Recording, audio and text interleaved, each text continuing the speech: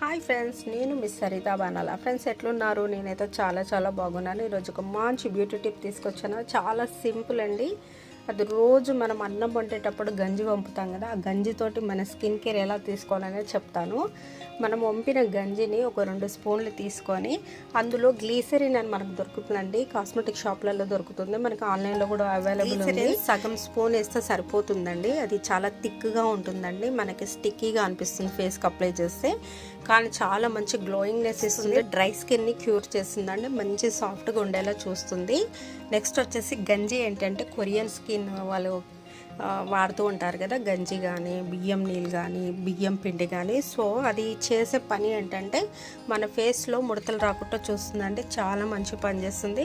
So ఇవైతే మీరు ఒక గ్లీసరిన్ తెచ్చుకుంటే చాలండి, మీరు ఇలా రోజు స్కిన్ కేర్ తీసుకోండి. Okay friends.